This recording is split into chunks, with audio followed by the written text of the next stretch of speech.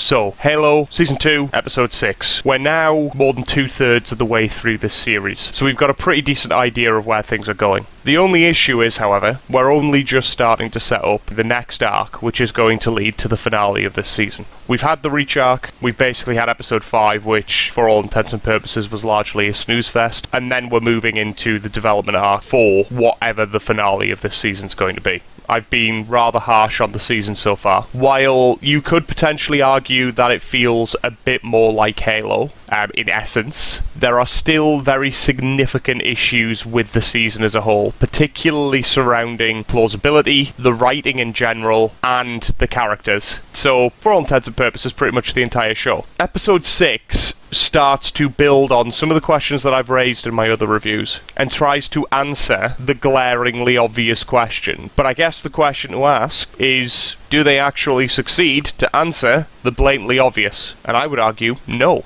But with that, let's run through the episode, talk about it, and answer the major points. If you do have any opinions on this, obviously please feel free to leave a comment below. And as always, if you do like the content, like it, and subscribe for future content as well. So, by this point, we don't know how much time has passed. We know that from the point where Chief lands on Alaria, he's been out of it for a short period, potentially up to a week. We know definitely more than 2 days. They don't really spend a long time on Alaria. He leaves Alaria and then comes directly to Onyx. Now, the issue that this presents is that within that time, Perez has apparently managed to get herself from Reach to wherever she was going, and also somehow joined and became a Spartan 3. Again, this seems to be suggesting that there's an issue in the writing, in that the writers are having a fairly significant amount of actual storyline happen within a very condensed space of time.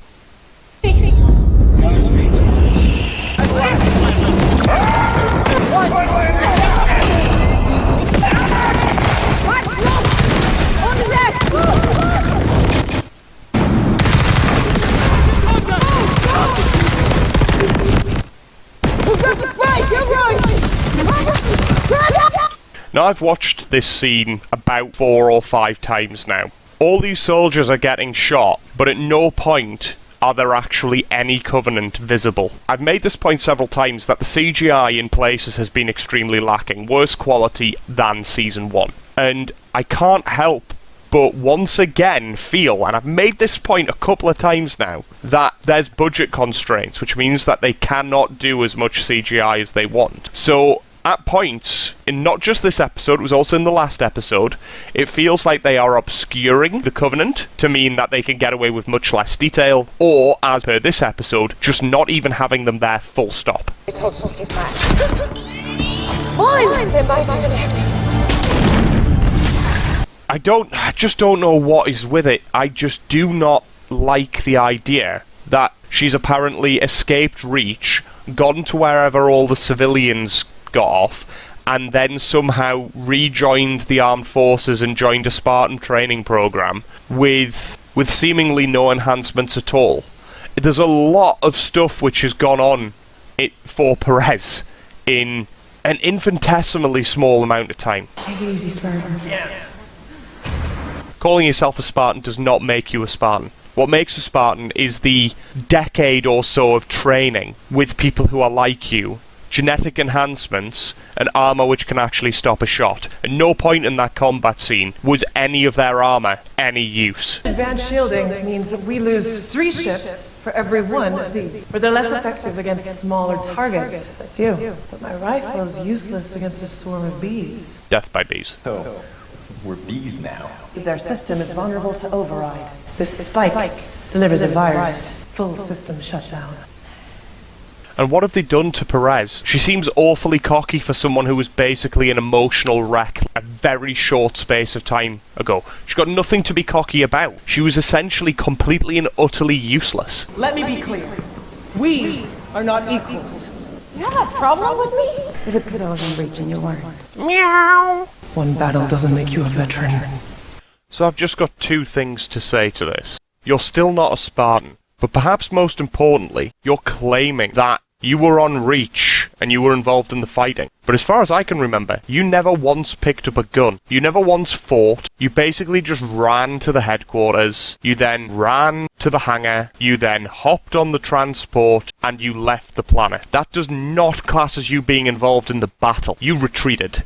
That was all that you did. Now, more telling than this as well is the fact that every other Marine stayed to buy time for the civilians to get out on those transports. She's a Marine. She didn't stay and defend shit. She just left. So, we're supposed to think that she's awesome? She's a coward. But again, this is a problem with the writing in general. Not only do we have everything happening within a very short space of time, but we're supposed to believe that these characters have changed to a ridiculous degree within this short space of time. And everything that we know about her on Reach was she is not this soldier. And not enough has happened to make her this soldier, to make her this cocky and this self-sure. The jumps in the character arcs are so severe that they're ridiculous. And you could have this. This could be written in this sort of way, but you have to show the character's development, and you have to give it a significant amount of time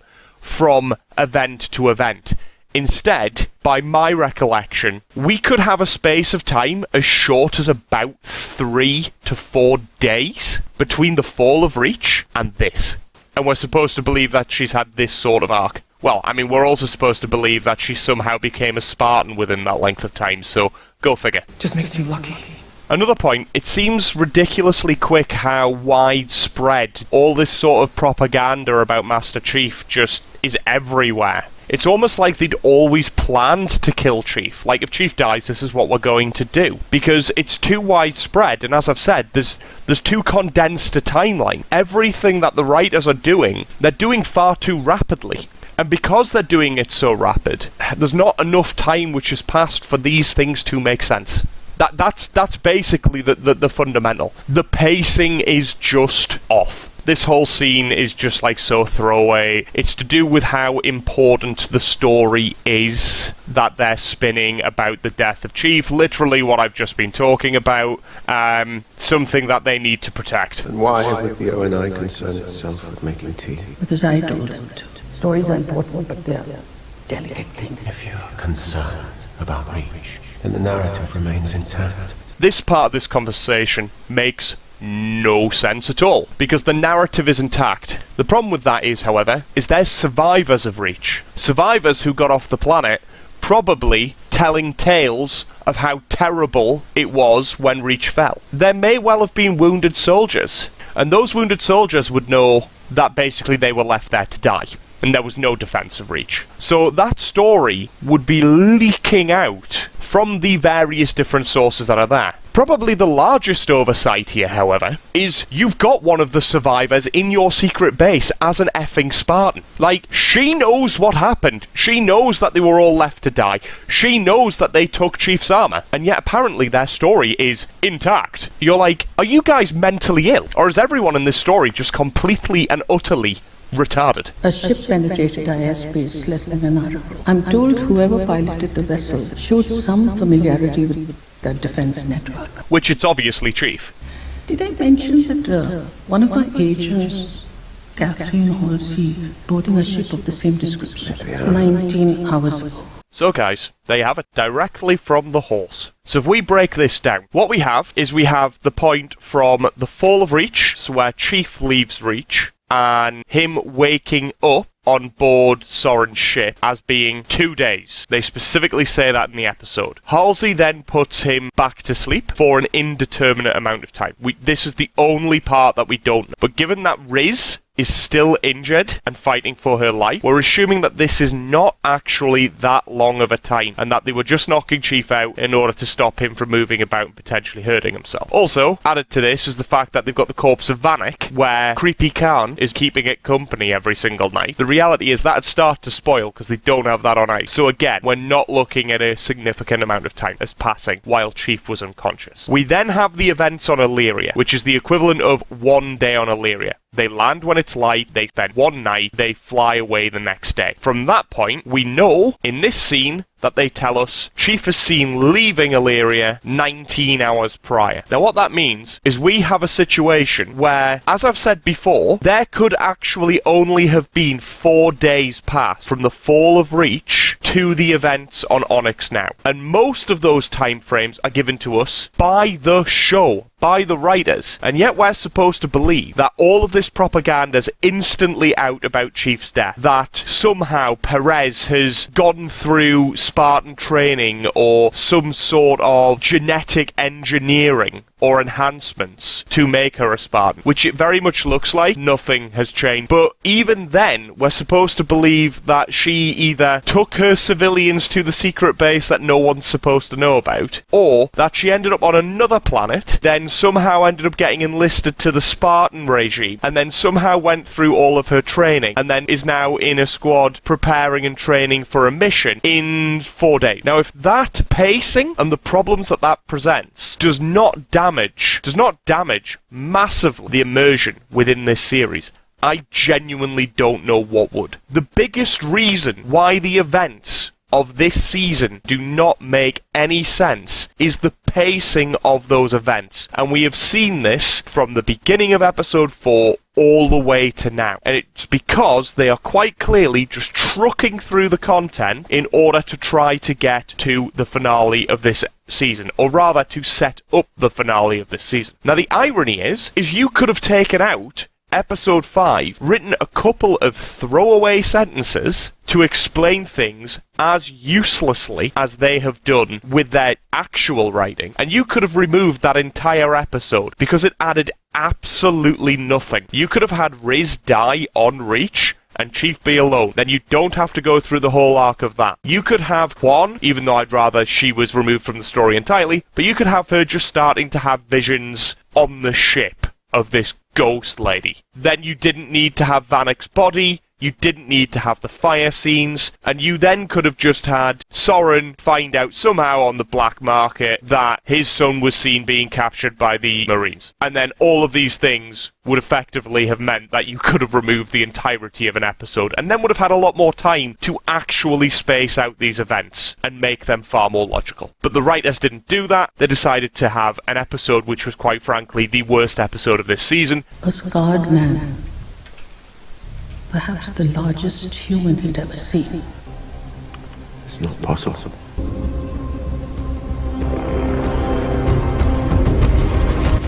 I hate to bang on about bashing the writers and all of that sort of stuff, but I can't help but do it. So, the next point that I would raise is, how the hell does Chief know that this is the base that they've taken Kessler to and Ackerson are? No rationale at all. But they left Illyria and basically beelined directly for this planet. It's like they knew that they were here when there's no possible way that they could have known that they were here. One thing I have noticed here is that this set is the same set that they used between episode 4 and episode 5 of The Fall of Reach. Like, the identical set. And yet this is supposed to be a training exercise? Now, how the hell do they know how that corridor was laid out during that scene to the tiniest detail? The only thing that I can think of that would explain it would be some form of security cameras. But in which case, those security cameras would have told them that Chief got off the planet. Also, with how condensed the timescale is, for them to have a training exercise which looked exactly like Reach in the space of potentially 4 or 5 days is just farcical. This is clearly just an example of them reusing a set, even though it makes no sense that they've reused it. Force simulation. What are you doing? I'm training. Why weren't we here? Well, you weren't here because you decided that you want your own mission because you were benched with Chief. So rather than sit it out with your team, you went behind their backs and basically got yourself reassigned because you couldn't sit on your thumbs. My team. They're all gone. Master Chief is gone. You know that's a lie. You know you're lying. You know he's coming to kill you. But you are making the next generation in his image. If Perez is in the Chief's image, we're all dead. Because she's useless. They're not, Chief. No shit, Sherlock. I can't make them Spartans. They are Spartans, and it's your job to make them believe it. I know where they took your son. Now that may explain why they came here, but it does not explain how they knew that Ackerson and Perengovsky, or whatever the hell her name is, would be here. This is where Halsey says it all started. What do you know about this place? Onyx. No maps, no records. If this is some sort of super secret base, and there's no maps or records, again, how did Perez get here so quickly? They've got Kessler. There. Remind you of anything? They're still making Spartans. So the ghost of the mental woman has apparently followed them here. I can see what you're thinking. No, you're all banged up. You don't have your armor. Go get your son.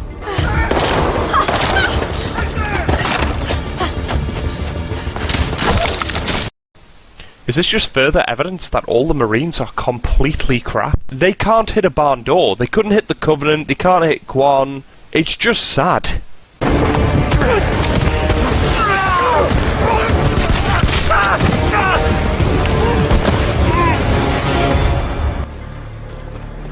I like that. He messed them up. He didn't kill them, but then again, these are Marines, so it was kind of an unfair fight.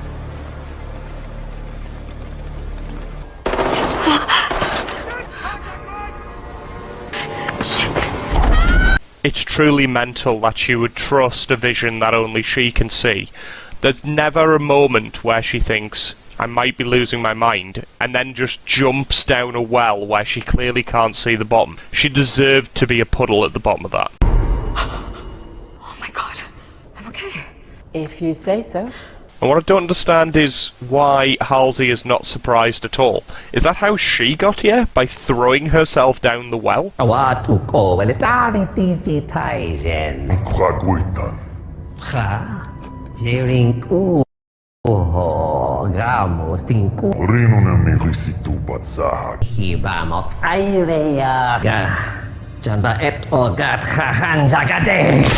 Do it! Go on, do it! It's quite sad that he didn't do it. And we're back to round 2. We assault that room by the book! They're gonna think us apart again! We all have to go! Same time! It just seems like she's that rebel character who obviously has to do everything their own way. Stick to the tactics! The tactics are bullshit!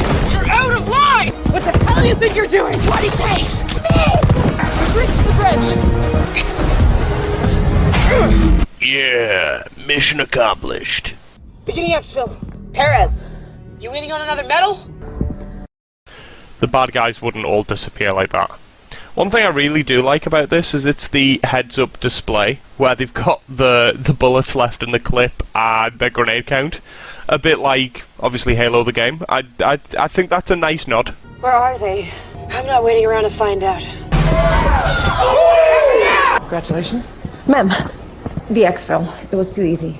I'm genuinely glad that they're challenging the stupidity of how easy it was to get off that ship. Don't get cocky. After we spiked the system, we had no more enemy contact. Now, I'll be honest, part of me thinks that that was deliberate, and not for the reasons that the show's going to present in due course, but more because if anyone knows about the Spartan 3s, they were mass-produced, cheaply armoured, cannon fodder. So they were never really expected to survive the missions that they went on. And if I remember rightly, as per the story of Halo, they were involved in 2 large-scale battles, and not a single one survived. So I don't know if it's leaning into that, and that basically the simulation just ended because they'd done their mission. If that is the case, I like that, because again, it's a good nod to the source material.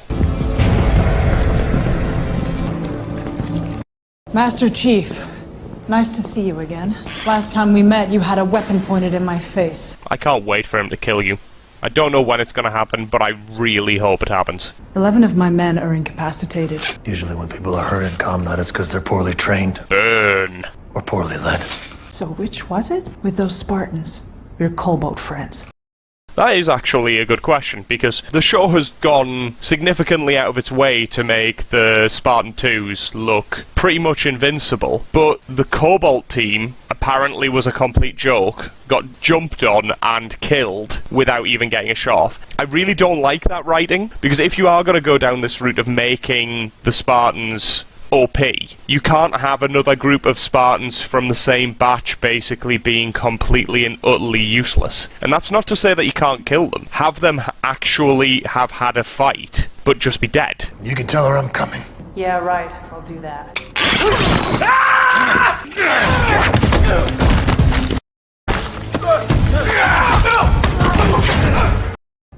I wouldn't. I like that. That was pretty cool. This was recorded just over an hour ago. I didn't want to show it to you, but I didn't know what else to do.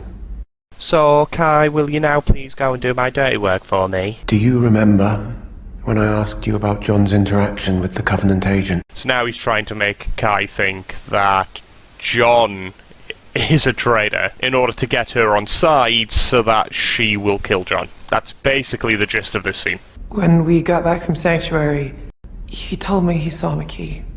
Because he did. John 117 maintained his connection to the Covenant agent known as McKee. No, Intelligence places McKee on reach during the attack. No.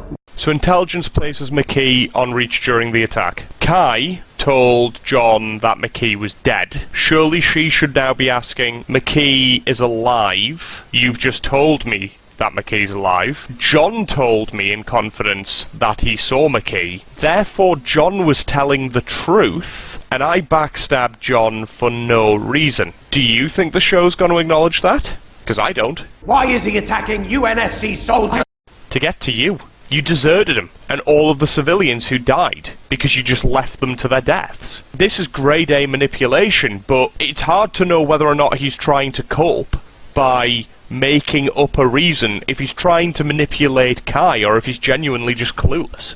We know the Covenant attacked the Visegrad relay for a very specific objective. To cover their assault on Sword Base where they captured one of the artifacts. Whoa, whoa, whoa, whoa, whoa, whoa, whoa, whoa, whoa. That is not the reason that they attacked the Visegrad relay. You literally told us in episode 4 that they attacked the Visegrad relay to create a hole in your sensor network which allowed the Covenant to land in force. I remember this because I said at the time it made no sense, because you would be able to detect the first Covenant that landed to attack the relay, so you would have known the Covenant was on reach before the Covenant was on reach. But your writing doesn't make sense, and now you've turned around and said that actually they did that in order to attack Sword Base. So, which is it? Either way, none of it makes sense, because you should have been able to detect their landing to attack the Visegrad relay, and therefore would have been able to send a sizable force to stop them from attacking Sword Base and taking one of the artifacts. This is the biggest problem with the entire show for me. It's not even the lack of action, it's the fact that their plot makes no sense. And my usual critique is what I go back to Season 1, and that they are retconning everything that went on in Season 1 or paying it no heed. Whereas this time, this happened literally 2 episodes ago. All roads lead to Onyx. Everything's here. The Spartan base, Kessler, the Labyrinth, where people just throw themselves down a well. Then you also have Perengovsky and Ackerson and the Artifact. So everything's here. Like, it ties all of everything into a neat little bow. But how the hell would anyone know that everything's here when it's a secret base? And do you only have one secret base? Because surely you would spread your assets. Particularly if it's something like the Artifact and it's being hunted by the Covenant. You know, just the voice of reason there. It's just this, like, and this happens, and then this happens, and then this happens, and then this happens style of writing. There's just no expansion, no rationale, no reasoning, no nothing. It's just shallow. The same I way. can't find it. Perhaps I can help. I would just need access to your ship's transmission array. Do you think me a fool? Yeah. So we rejoin Chief on his ass-kicking expedition.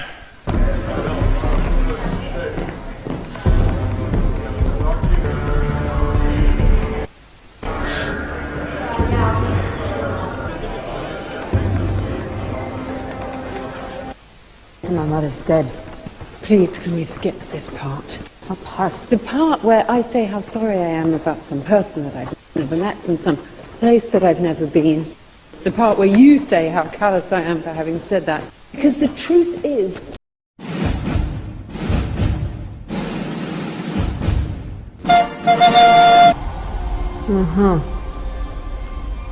Right.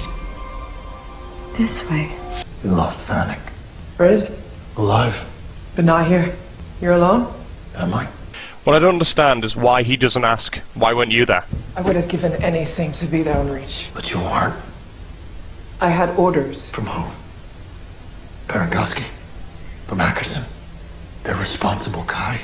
For Reach. For Vanek. The Covenant's responsible. The Covenant didn't take our armor. Now, this whole scene actually annoyed me a little. And it wasn't because of what it was and the fact that Master Chief gets his arse handed to him, because he should. Kai's in her armor. We know from Season 1 that Kai has it in her to act outside of orders. She's not blind in her following of orders because of the removal of her emotion chip. Because in Season 1, Halsey orders her to take down Chief, but she thinks that that's wrong. So it seems bizarre that she would be so doubting of Chief now. Particularly because before, when she was doubting Chief, she thought that he'd gone a bit mental and that he was seeing a dead person. But now we know, and Ackerson admitted to her, that McKee is alive. So he's not mental anymore. So it seems strange that she would not believe him instantly with regards to everything that he's saying. They knew an attack was coming. They let the whole planet burn. Who sent you? What? Was it McKee? She was on Sanctuary. You're not even addressing the fact that you said she was dead. No matter what I say, you're not going to believe me. But why? Why won't she believe you? She's not a robot. It's not like we're arguing with a Spartan that will just follow their orders willy-nilly. You've set their personality in motion, where they are free to ignore orders, starting with Chief, then with Kai. So why wouldn't she use her own brain to make her own decision? And then obviously the rest of the scene plays out from here. I gotta take you in, Chief. I guess you have your orders. That's what it means to be a soldier. And more than that.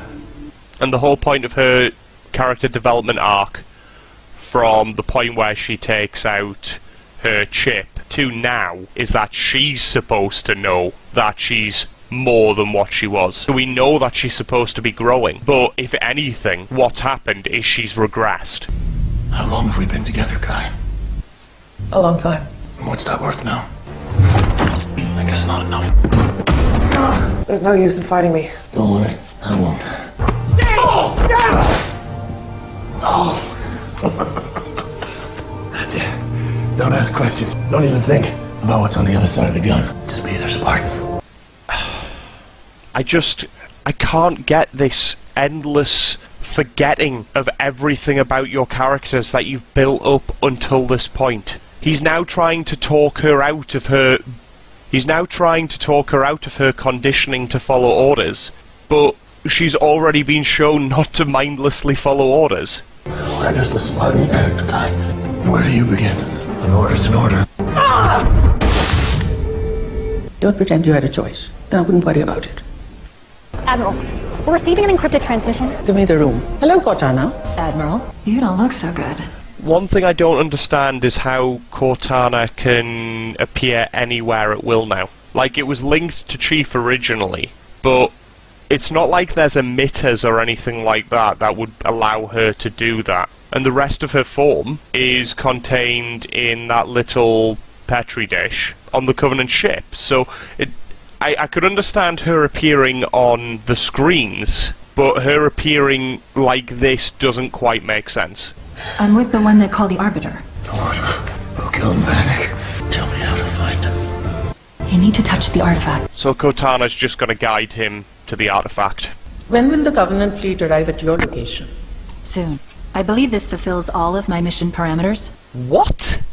So, let me try to get my head around this. In this scene, we learn that Cortana had a mission, and that's why she was left behind, to infiltrate the Covenant so that they could download the Covenant fleet data to know where the ships are. Now, It also suggests that her mission may well have also been to get all of the Covenant ships into one place. Now the biggest question is, how? Why? How is this plausible? Why would this happen? And I can't make sense. So I'll explain how the show has made it happen, or rather the writers, and how convoluted it is, and how ridiculously stupid the whole situation is. So Cortana is left behind in a petri dish for the Covenant to find. At this point, when this happens, they do not know that McKee is still alive. They just think that Chief is mental. And the only person who knows that Chief saw McKee was Kai at that point. Now, the only person who knows about Cortana within the Covenant is McKee. McKee only knows that Cortana is living rent-free in Chief's head. So as far as she's aware, Cortana's still in Chief's head. So the problem that is initially present is the plausibility of all of these things. So you have to get the Covenant to either search for Cortana, which they wouldn't, because they wouldn't know that she's not inside Chief's head, and that she's in the archives as an artifact, let's call it. Or you'd have to have the Covenant just stumble upon her, even though she's inside a tiny block, and realise that that tiny block was of importance enough to take it. So that's the first stumbling block. Now, the risk is, and it's a very significant risk, and I've explained this before, Cortana is an incredible asset. In the universe that the writers have created, Cortana is completely unique. There is one of her because it's illegal to actually make any more. It was illegal to make Cortana because they have to harvest a clone's brain. That was what they wrote in Season 1, so we're going to run with it. So the problem that we have is that you've risked something that there's only one of, in this way, on the maybe that the Covenant will stumble over her, or that the Covenant will know about her, which the Covenant knowing about her, as I've already said, is so stupidly unlikely that it's basically impossible. So you're doing it on the perhaps that some Covenant entity will stumble over her. McKee found her, obviously not knowing that she was not in Chief's head anymore, because there's no way she could know. So that is the first horrifically implausible event. It is infinitely more likely that Cortana will be burnt to a crisp when the Covenant glass the planet. So that's a huge risk for a tiny reward. So McKee now takes her, and Cortana has to manipulate whoever took her so that she can get access to Covenant systems in order to get all of this information regarding the fleet positions. Now the problem with that is if it's not McKee who captures her, she's not going to be able to manipulate any of the Covenant. So the only way that this works is because it's McKee. So that's the second massively unlikely event. And then the third massively unlikely event is convincing the Arbiter to betray the Covenant within a minute, so that the Covenant hunt down the Arbiter, so that the entire fleet will be in one location. Because she's just mentioned that when will the fleet be on your position? So they know the fleet are coming to hunt her down. So all of this apparently was some sort of mental plan where the likelihood is it just won't happen. If any single thing doesn't happen at exactly that moment and exactly that way, the entire plan falls apart. That's just too convenient. But that is what I mean about the problem with the writers writing, and this happens, so this happens, and this happens, so this happens, so on and so forth. And they're trying to make sense of why they left Cortana behind, which was completely senseless, with a rationale which itself is completely senseless. And that, I think, is actually a very big problem, because their explanations are not reasonable. I imagine the UNSC will be able to attack the Covenant fleet now. Even with the element of surprise, the chances of success are... Thank you, Kota. So I'm guessing she was about to say, the chances are 0. You'll remain where you are with the Covenant and provide information to us until you're no longer able to do so. So Cortana is expendable. The only AI in existence is expendable. You just can't write how retarded this show is.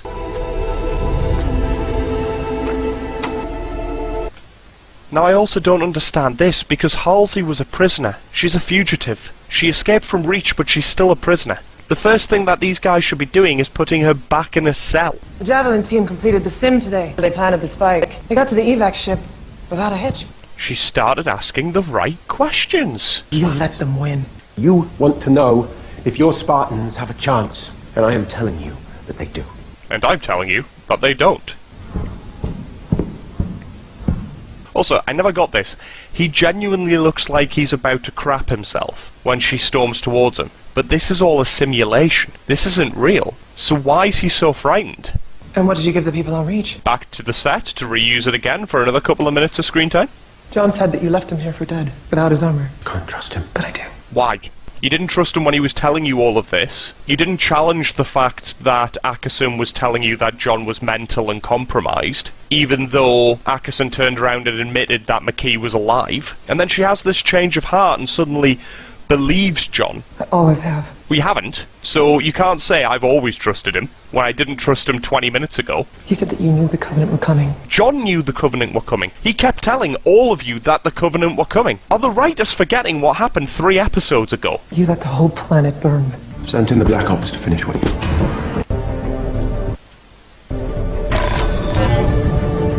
Now, I must admit, I do like this. It feels a lot more true to form, with John and Cortana working together. It's only taken them, 15, 16 episodes to get to this point, but well done. You're gonna get that.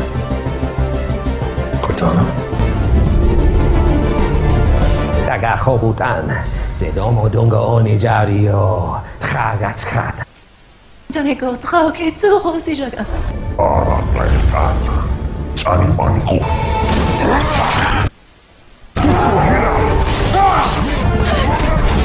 This is just building on the absurd change of allegiance that the Arbiter had. There was no building on any of the doubts. All of the evidence is that McKee is betraying him, and yet, because he saw a vision of the ring, he's willing to blindly follow her. But why would he blindly follow her and not the teachings of the prophets who he's been following the whole time? There needed to be more conflict between the two sets of ideals. I don't have a problem with him siding with McKee. I just have a problem with how throwaway that moment is and how quickly he just goes, yeah, I'm Camp McKee now.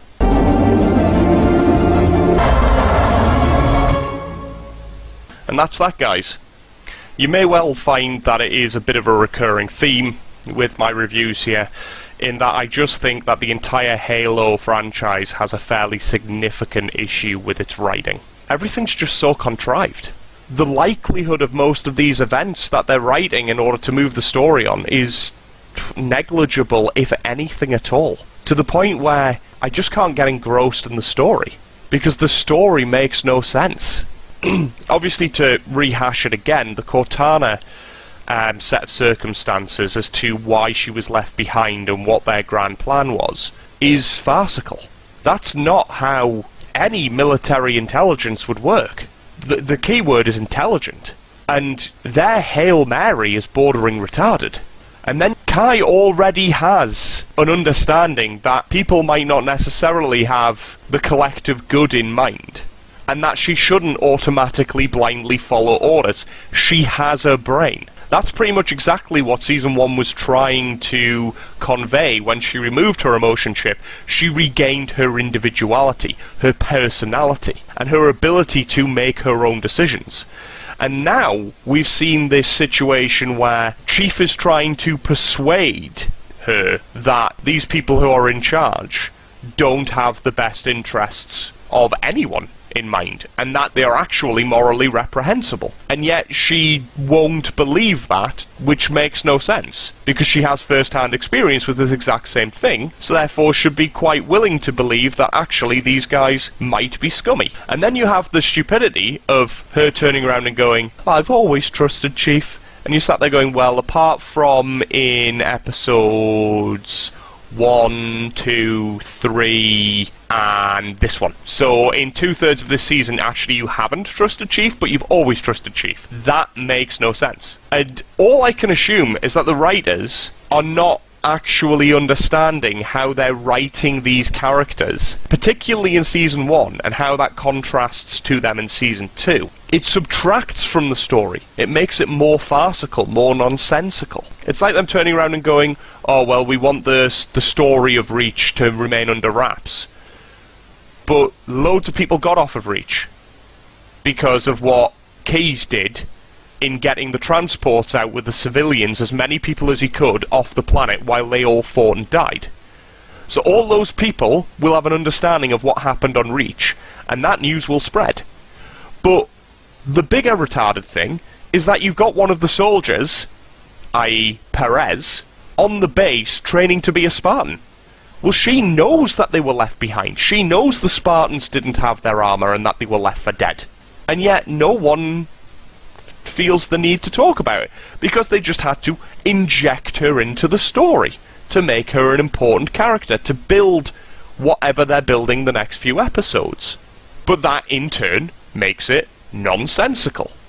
But the last thing that I would say is there are people out there who are raving that this season is good, and I just don't understand how you can look at their explanations of why things are happening and their overall writing and come to the conclusion that this is a good series.